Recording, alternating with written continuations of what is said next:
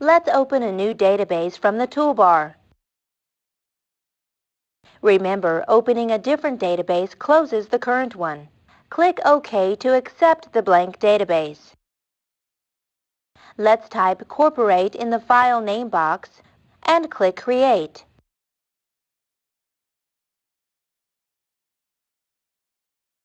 To create a table without a wizard, we click the Table Object tab if necessary and choose the New button.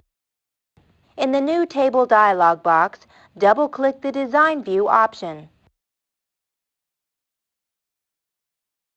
To define the fields in a table, we type the name of the first field in the First Name column.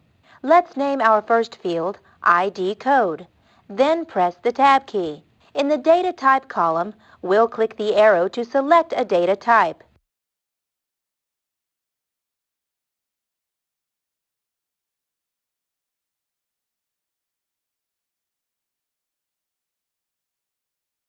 A list of options appeared.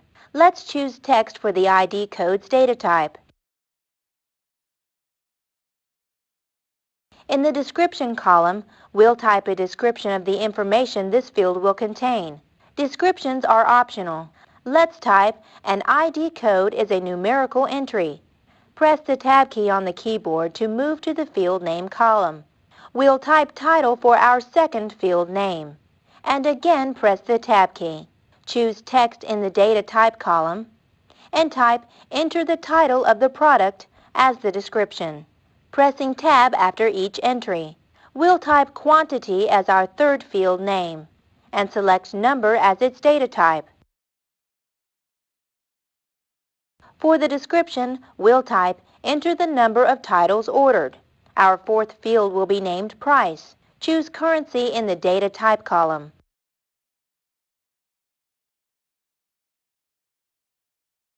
Type the description, enter the regular selling price. Type Purchase Date as the next field name. Select Date Time for the data type.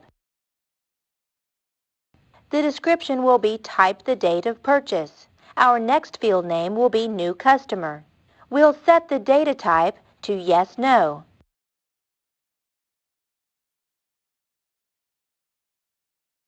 And make the description answer either Yes or No. To define the primary key for the current table, we select the field that we want to define as the primary key by clicking the Field Selector button to the left of the field name. If we want to define multiple fields as the primary key, we hold down the Control key as we click the field selector of each additional field that we want to define as the primary key. We'll select ID Code.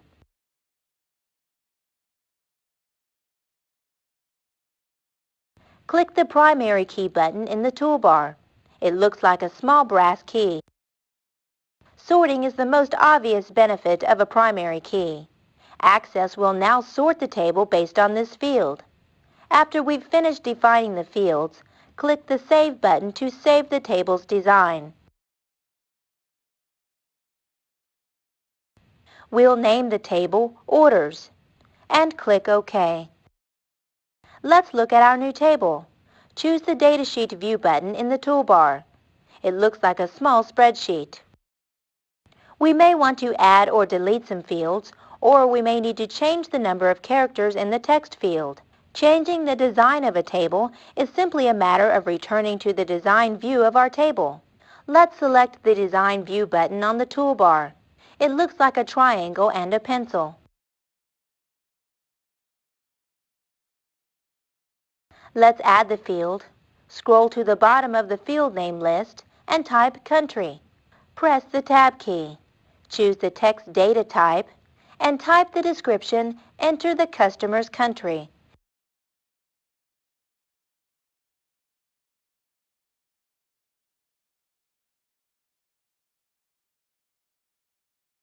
Each field has a set of properties we use to specify how we want the data stored, handled, and displayed.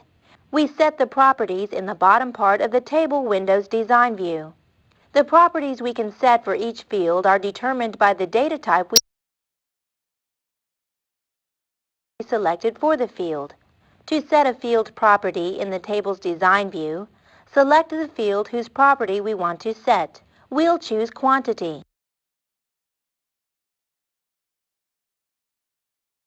We click the property we want to set in the bottom part of the window. To view the number format, click in the Format box and click the drop-down arrow. Close the list by clicking the drop-down arrow again. Use the decimal places property to display a different number of decimal places than the format property settings allow. Click on the purchase date above the field's properties. The input mask property settings specify how data is entered and displayed in the text box. Instead of setting this property to create an input mask, we might find it easier to create an input mask using the Input Mask wizard. Click the Build button to the right of the Input Mask property box. Answer Yes to save the table. Click Cancel to leave the Input Mask wizard. We'll set the field properties title first. In Format, enter a greater than symbol.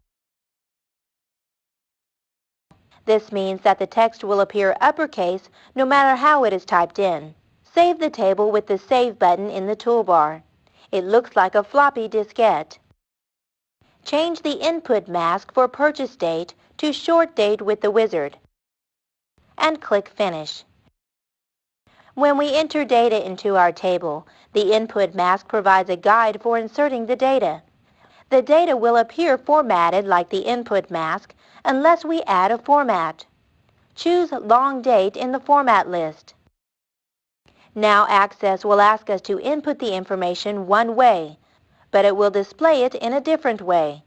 For the New Customer field, let's change the caption to New. For Country, we'll create a validation rule. Type US or Canada or Mexico or Europe. In the validation text area, type this field must be either US, Canada, Mexico, or Europe. Switch back to Datasheet view. Save and close the table. Let's build a second table. Choose the New button. In the New Table dialog box, double-click the Design View option. Type ID for our first field name. We'll make it an auto number field and set it as the primary key.